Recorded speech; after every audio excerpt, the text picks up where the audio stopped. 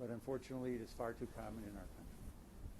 But we're here tonight in support of the families, in support of the workers here, and support of our community. I now would like to ask the chief to give us a brief update.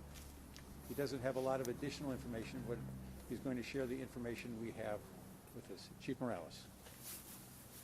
Thank you, Mayor. Just want to recap some of the things we stated earlier and give you a little bit of additional information. On February 26th at approximately 2:08 p.m., the Milwaukee Police Department received a call of a shooting that occurred at the 4100 block of West State Street inside the Molson Coors Beverage Company. Upon arrival, officers located the suspect, a 51-year-old Milwaukee man, who was found deceased inside one of the buildings. The suspect was an employee of Molson Coors and died from an apparent self-inflicted gunshot wound. Milwaukee Police Department officers located 5 deceased adult victims who were located inside the same building. Each one of the victims worked for Molson Coors. It should be noted that no members of the general public were involved. The victims' identities will not be released to the public today. There's family coming in from out of town, and we want to respect their wishes to keep this private until all family members are able to be notified. There is a non-disclosure through the Milwaukee Medical Examiner's Office. We will hold that true for at least 24, maybe 48 hours before we release that information. And again, I asked you to respect their privacy and allow them to grieve. There are family members that are coming in from out of town. Let's give them the decency to do that. I would like to thank the members of the Milwaukee Police Department who responded so bravely running into an active shooter scene.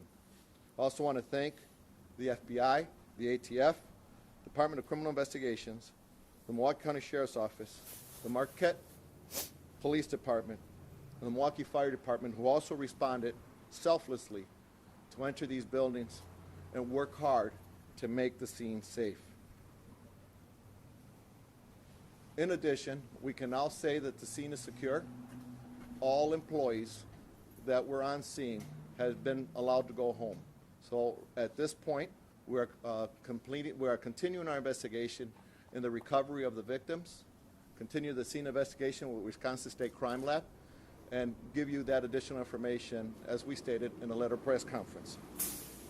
The Milwaukee Police Department, again, sends our condolences to the families of the victims, the employees of Miller Coors Company, and I can say together, Milwaukee is grieving today.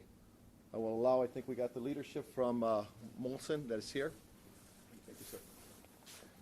Thank you, Chief. Thank you, Mr. Mayor. First and foremost, on behalf of the entire Molson Coors family, I'd like to thank the first responders, the City of Milwaukee, and everybody else that was involved in responding to today's tragedy. We're a family here at Molson Coors in Milwaukee, and this is an unthinkable tragedy for us. I've had a chance to speak to some of the employees that were still here when I arrived this evening, and I'd like to thank them for their bravery, and it really is very important that we keep them all close in the days and weeks that are coming.